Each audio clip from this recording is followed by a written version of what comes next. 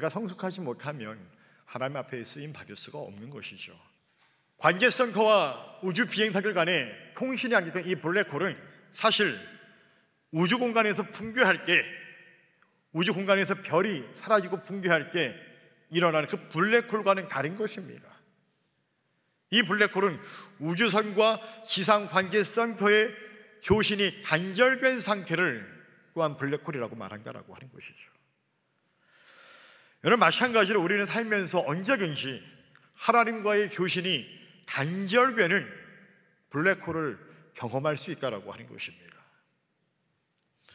우리의 삶의 구덩이 때문에 우리가 지난주에 나눈 말씀처럼 하나님의 방식으로 쓰임받는 그 과정, 역경과 겸손과 순종이라고 하는 이 과정을 지내면서 우리는 하나님과의 교신이 단절된 그 블랙홀을, 영적 블랙홀을 우리가 경험할 수 있다라고 하는 것입니다. 만약 지금 여러분들 가운데에 요셉처럼 여러분들의 삶의 구덩이에 빠져서 그 구덩이를 경험하고 있다고 한다면 통신 블랙홀이 어떤 것인지를 아마 여러분들이 공감할 수 있을 것입니다. 역경의 구덩이 속에 있는 동안에는 내 자신의 세계가 붕괴되고 있다라고 생각할 수 있습니다. 여러분, 우리가 블랙홀에 있으면 하나님이 나와 함께하지 않는 것 같은 느낌을 갖게 됩니다. 하나님은 내 삶을 묵인하시고 그저 방관하시고 함께하지 않는 것 같은 그런 느낌을 갖게 됩니다. 하나님께서 보살펴 주지 않고 심지어 그것이 더 나아가 하나님에 대한 원망과 또한 하나님의 존재의 부정을 갖게 되어지는 그 부분까지 나아가게 된다고 하는 것이죠. 그러나 여러분들이 느끼기에 하나님이 멀리 계시며 하나님이 내 삶 가운데 침묵하고 계신가 할지라도 여러분이 홀로 역경의 구덩이에 빠져서 그 영적 블랙홀 상태에 있을 때에도 여러분 기억하십시오. 반드시 기억하십시오. 하나님은 여러분을 향한 자동 조정 장치는 여전히 여러분들에게 달려있다라고 하는 것을 꼭 기억하기를 주님의 이름으로 축원합니다. 우주선이 지구 대기권에 고립할 때에, 착륙할 때에, 여러분 비행기가 착륙할 때에 자동 조정 장치에 의해서 착륙하는 것처럼, 비록 우리가 영적 블랙홀 상태에 있다 할지라도 하나님은 여전히 나와 함께 하셔서 나를 이끌어 가신다라고 하는 것입니다. 우리가 겪는 블랙홀은 전적인 허무의 자리라고 말할 수 있습니다. 이 블랙홀의 기간은 각자의 삶에서 안전을 느끼기 위해 일반적으로 우리가 의존하게 되어지는 것들, 예를 들면 우리의 어떤 경력과 우리의 학력과 우리의 힘과 우리의 능력과 우리의 재정과 우리의 명예와 내가 갖고 있는 그 모든 인맥들, 우리의 가정과 심지어 나의 힘과 나의 건강까지도 하나님께서 그 영적 블랙홀 기간 동안에 그 모든 걸 제거하시는 기간, 제거하는 때가 바로 그때다라고 하는 것입니다. 그동안 하나님을 내가 신뢰하고 있었다라고 생각했겠지만 사실 우리가 의지한 것은 자신의 안전감을 보장하는 사람들과 물질들이었음을 부정하지 못할 것입니다. 그것을 잘 보여줬던 사람들이 바로 욥 아니겠습니까?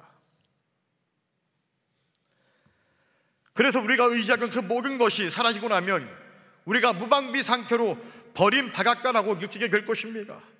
그리고 그 버림받음은 내가 하나님께 버림받았다라고 느끼면서 그 하나님께 그 원망의 화살표가, 원망의 손짓이 향하게 될 것입니다. 그러나 강구하고 싶은 것이 하나 있습니다. 여러분들이 그런 의문을 갖더라도 하나님을 계속 붙들 수 있기를 주님의 이름으로 축원합니다. 그분을 계속 신뢰하시기를 축원합니다. 그렇게 기다리고 믿고 또한 그가 블랙홀의 침묵 중에서도 당신의 삶 속에서 여전히 나를 위해 일하고 계심을 여러분 꼭 기억하고 반드시 이것을 믿으시기를 축원합니다. 그리고 이 블랙홀의 시간은요, 무엇보다 다만 우리가 쓰임받기 위한 준비의 기간일 뿐이라고 하는 이 사실을 반드시 기억하시기를 다시 한번 주의 이름으로 축원합니다. 여러분, 이사야서를 보게 되면 하나님께서 이렇게 약속하십니다. 우리 이사야서 61장 3절을 같이 한번 읽어보기를 원합니다. 준비 시작.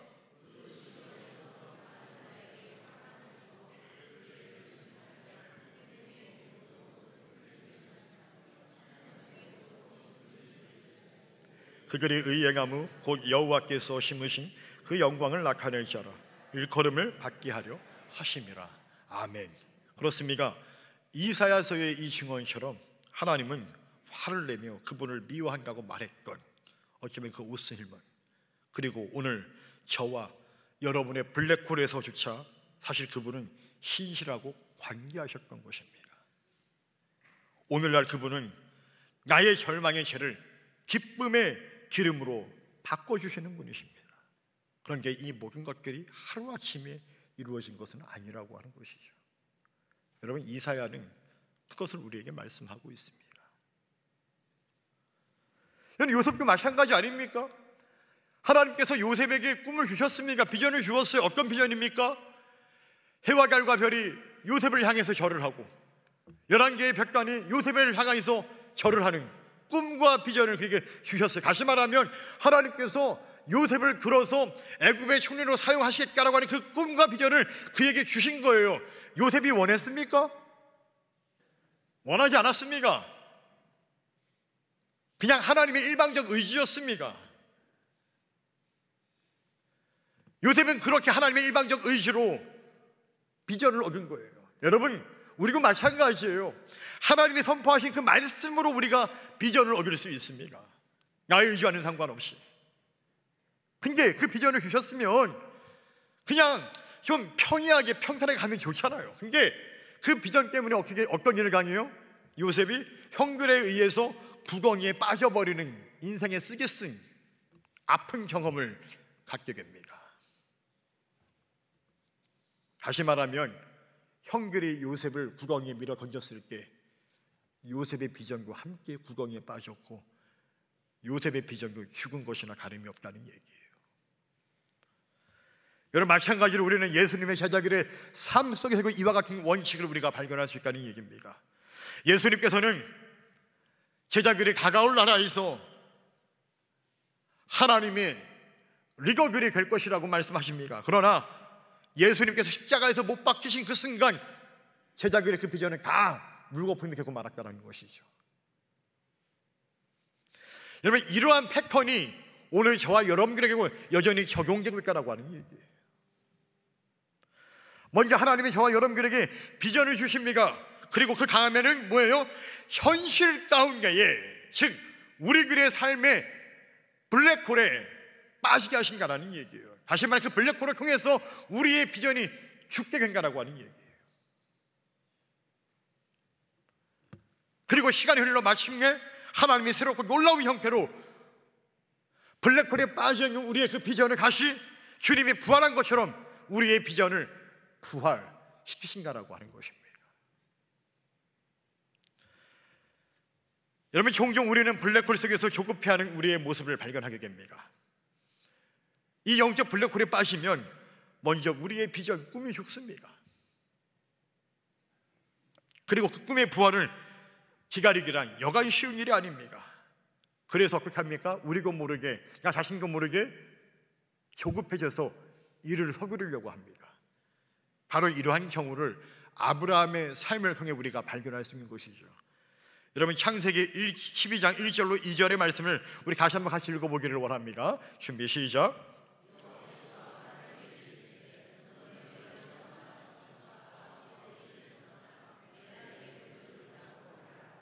내가 너로 큰 민족을 이루고 내게 복을 주어 내 이름을 창대하게 하리니 너는 복이 될지라. 아멘. 그렇습니다. 하나님은 이렇게 아브라함을 부르셨고 비전을 주셨고 가라고 하셨습니다. 큰 민족을 이루게 하시겠다라고 약속하여 주셨습니다. 여러분, 아브라함은 꿈을 갖게 되었어요. 내가 큰 민족을 이루게 될 거래. 비전을 얻었어. 그래서 세상으로 나아갑니다. 현실로 나아가게 되는 거예요. 그런 게 문제는 뭐예요? 큰 민족을 이루려면 일단 나한테 누가 있어야 되는 거예요? 누가 있어야 돼요? 되게 어려운가 봐요, 이게. 누가 있어야 돼요? 그죠? 아들이 하나 저한테 아들이 있어야 될 거 아니에요. 큰 민족의 아버지가 될 거라는 게, 그러니까 지금 아들과 하나 없는 게 무슨, 당장 나한테 누가 있어야 돼? 아들이라도 하나 있어야 될 거 아니겠어요, 여러분들? 그래서 그 아들 놓고 기도하잖아요, 아브라함이. 사라 또한 기도하지 않습니다. 근데 문제는 뭐예요? 시간이 가고 비전을 박은 게 시간이 흘러가고 좀 있으면 100세인데 여전히 아들이 나이가 없단 말이에요. 그러니까 마음이 조급해요. 약속은 분명 박은 것 같긴 한 게, 그러니까 어떻게 합니까? 아내 사라가 아브라함에게 제안합니다. 여보, 그냥 차라리 내 종들과 내 여종들이 있으니까 차라리 그들과 관계를 맺어서 자녀를 낳으십시오. 참 대단한 여인이에요, 그죠? 그래서 아브라함이 그 제안을 받아들입니다. 그래서 시종들과 동침을 하여서 아들을 하나 낳죠. 그 이름이 무엇입니까? 이스마엘이라고 하는 아들을 낳습니다. 여러분, 그럼 이스마엘은 하나님이 허락하신 약속의 아들이에요, 아니에요? 아닙니다. 이건 어떤 결과예요? 아브라함의 조급함이 낳은 결과의 아들이다라고 하는 얘기예요. 결국 시간이 더 흐른 후에 하나님은 비로소 아들 이삭을 주십니다. 그것도 약속하신 대로 사라의 몸을 통해서. 그러면 이삭은 이스마엘과 어떻게 가는 아들일까요? 이스마엘은 아브라함의 조급함의 결과였지만 이삭은 뭐예요? 하나님의 역사로 낳게 된 아들이었다라고 하는 것입니다. 이것은 우리에게 되게 중요한 시사점을 우리에게 보여줍니다. 이 무슨 말이냐면, 즉 우리가 우리 자신의 방식으로 혹은 우리 스스로의 시간표에 따라서 하나님의 뜻을 이루려고 할 때 우리는 이삭이 아니라 우리고 모르게 이스마엘을 낳을 수 있다는 얘기예요. 이해 되십니까? 무슨 말씀인지 이해 되세요? 그러니까 하나님의 역사를 우리가 조급해서 우리의 생각과 우리의 뜻으로만 진행하려고 하면 이삭이 아닌 우리는 전혀 엉뚱한 이스마엘을 낳을 수 있다는 얘기예요. 그래서 오스왈드 챔버스는 다시 한번 갈 길을 몰라도 그의 책에서 이렇게 우리에게 기록합니다. 제가 한번 읽어드릴게요. 잘 보시기 바랍니다. 어떤 성도에게 비전을 주실 때마다 하나님은 그 성도를 이를테면 당신의 손 그림자로 가려주신다. 그 성도의 의무는 잠잠히 귀 기울이는 일뿐이다. 하나님의 비전에 귀여 어둠이 따라올 때 그분의 타이밍을 잠잠히 기다리면 비전이 곧 실현되어 갈 것이다. 하지만 그리하지 않으면 하나님의 초자연적인 사역을 배제시키려 드는 것이나 다름없다. 부디 말씀을 성취하시는 하나님의 일을 섣불리 도우려 들지 말라. 이해 되십니까? 무슨 말이에요? 비전을 받았으면 잠잠히 하나님의 역사를 기다리며 지켜보라는 얘기예요. 그것 내가 이루겠다고 조급해서 막 그냥 나서서 하지 말고, 조급할 때 일을 그르쳐요? 그르치지 않아요? 그르치는 경우죠. 세상도 그렇게 말하는 게. 여러분, 그래서 잠언서의 저자 솔로몬 왕은, 지혜의 왕 솔로몬은 이렇게 우리에게 말하죠. 우리 자신의 결함 많은 지혜를 의지하지 말고 하나님의 완전하신 뜻을 따르라고 우리에게 권면하고 있습니다. 여러분, 잠언서 3장 5절로 7절의 말씀을 우리 다시 한번 같이 읽어보기를 원합니다. 준비 시작.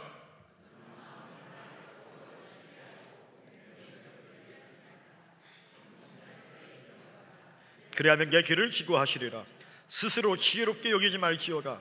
여호와를 경외하며 악을 떠날지어다. 아멘. 할렐루야. 여호와를 신뢰하고 내 명철을 의지하지 말라. 여러분들이 똑똑할 수 있어요. 여러분들이 잘났을 수도 있어요. 저도 마찬가지입니다. 그런데요, 내 명철을 의지하지 말라고 합니다. 스스로 지혜롭게 여기지 말라는 얘기예요. 우리가 지혜로울 수 있어요. 아는 건 많을 수 있어요. 그래서 제 힘으로 할 수도 있겠지만, 그러나 성경은 말합니다. 스스로 지혜롭게 하지 말라. 하나님을 인정하라. 그리하면 내 길을 기고하시리라. 할렐루야. 사람이 마음으로 계획할지라도 그 일을 이루시는 분은 누구라고요? 하나님이십니다. 하나님이 인도해 가셔야 되는 거예요. 여러분들이 계획할 게 하나님이 없다면 아무 의미가 없다는 얘기예요. 우리는 하루에 수없이 많은 계획들을 세울 수 있습니다. 결국 제가 이번 주에 이제 오늘 설교 마치고 떠나면 제가 이제 우리 부목사님들에게 미션을 주고 갈 거예요. 미션을 주고 갈 거예요. 내가 가까울 때까지 이 계획안 만들어봐. 내가 딱 도착하면 나한테 갖고 와. 계획안을. 제가 자료를 줄 거예요. 저는 지금 기도하고 있습니다. 우리가 4월달 부활절 때 우리가 부활절 소망회피계 소그룹 정규축제 예배를 드리면서 우리는 오후 예배 시간에 전교인에 함께 부활난 전도를 하려고 합니다. 각 속회별로 헌신을 해서 그 부활난 6,700개를 갖고 우리가 각 속회별로 지정된 곳에 가서 부활절 전도를 행하려고 합니다. 이 자료를 제가 줄 거예요. 그리고 이 자료를 갖고 한번 부목사님께서 당신의 시각으로 새롭게 한번 계획안을 만들어 나한테 제출하라고 제가 미션을 주고 갈 거예요. 제가 지금 공개적으로 오픈해서 여러분들에게 그죠? 우리 부목사님 바쁠 것 같아요? 안 바쁠 것 같아요? 바쁠 거예요. 제가 터키에 가고 터키에 있는 것 같은 느낌을 아마 안 들 거예요. 아무튼 좋은 세상이야. 문자 가게니까 여러분들. 저는 터키에 있지만 여전히 뭐예요? 제 머릿속에는 여전히 교회가 4월달에 뭘 해야겠지 지금 계속 그 고민하고 있어요, 여러분들. 근데 중요한 건 뭐예요? 그런 계획을 아무리 세워도 하나님이 안 계시면 뭐예요? 말짱 헛거라는 거예요.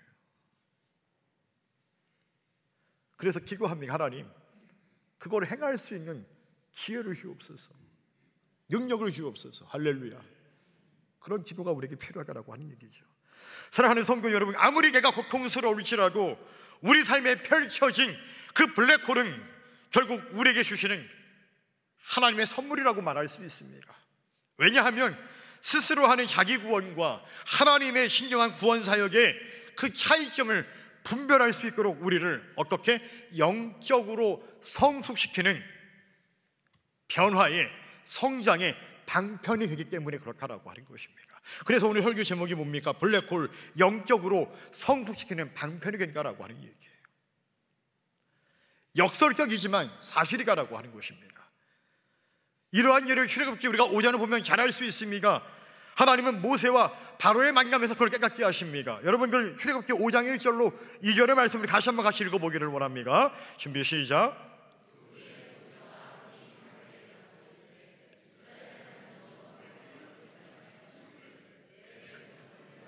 그러면 그들이 광야에서 내 앞에 절기를 지킬 것이니라 하셨나이다. 바로가 이르되 여호와가 누구이기에 내가 그의 목소리를 듣고 이스라엘을 보내겠느냐? 나는 여호와를 알지 못하니 이스라엘을 보내지 아니하리라. 아멘. 여러분 상황이 이해가 되십니까? 하나님께서 모세를 부르셨어요. 그리고 그에게 비전을 주셨어요. 어떤 비전입니까? 너를 통해 출애굽의 역사를 일으킬 거야.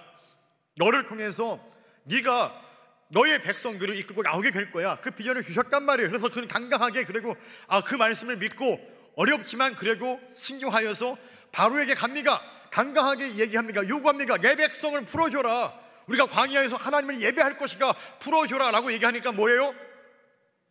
바로가 콧방이 끼는 거죠. 나는 여호와를 몰라. 내가 왜 너가 믿는 하나님을 위해서 내가 왜 이스라엘을 풀어줘야겠냐? 난 그럴 수 없다. 그럴 마음 요만큼도 없다.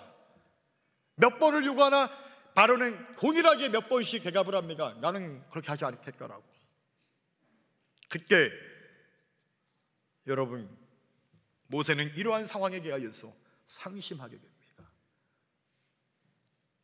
하나님이 말씀해 주셨으니까 당연히 될 줄 알았어요. 근데 웬걸요? 더욱 강렬하게 극렬하게 반대하는 바로의 모습을 보면서 자신이 감당할 수가 없는 거예요. 그래서 하나님 앞에 말합니다. 주께서 나를 불러서 바로에게 보내셨지만 이 백성을 해방시키지 않겠다라고 말합니다. 하나님 대체 왜 나를 보내셨습니까? 라고 그렇게 하나님께 원망하면서 불평하며 말을 합니다. 여러분, 모세가 이렇게 낙심하고 상심한 이유는 무엇입니까? 하나님이 그에게 주신 비전, 그 비전, 출애굽에 대한 비전, 하나님의 백성을 해방시키고자 하는 그 비전이, 그 꿈이 죽은 듯 하였기 때문에 그는 낙심하고 상심한 것이었습니다. 그러나 하나님은 사실 모세에게 기다려라, 기다리며 하나님을 신뢰하는 법을 모세와 이스라엘 백성들에게 가르쳐주고 계셨던 것이라는 것이죠. 그래서 하나님은 모세를 통해서 10가지의 재앙을 또한 하게 하십니다. 사랑하는 성도 여러분, 오늘 우리가 모세처럼 우리의 상황, 우리의 비전과 우리의 꿈이 죽은 듯하여서 상심하고 낙심하고 있지는 않습니까? 내 계획이 내 생각대로 되지 않아서 실망하고 있지는 않습니까? 우리 삶의 블랙홀 때문에 하나님의 존재조차 그래서 거부하고 있지는 않습니까? 그러나 기억하시기 바랍니다. 이미 하나님은 우리가 하나님께 쓰임받는 복된 인생이 될 수 있도록 우리를 영적으로 성숙시키는 방편으로서 우리 삶의 블랙홀을 허락하신다는 이 사실을 꼭 기억하시기를 주님의 이름으로 축원합니다. 저도 그런 블랙홀이 있었기 때문에 제가 목회 사역을 할 수 있다고 저는 고백하고 있습니다. 어쩌면 블랙홀은 우리가 하나님께 버림받고 우리가 가장 약할 수밖에 없는 시간이라고 말할 수 있을지도 모르겠습니다. 그러나 기억하십시오. 우리 삶의 블랙홀에 빠져 우리가 외롭고 버림받은 인생이라 생각하며 내 삶의 가장 큰 약점이 되는 그 시간이, 그러나 실상은 오히려 우리를 더욱 강하게 하고 있다는 이 시간과 기간이 된다라고 하는 것을 기억하기를 주님의 이름으로 축원합니다. 그래서 사도 바울이 우리에게 이렇게 증언하고 고백합니다. 우리 마지막으로 한번 같이 읽어보기를 원합니다. 오늘 본문의 말씀을 우리가 세 번역으로 함께 같이 읽어보겠습니다. 준비 시작.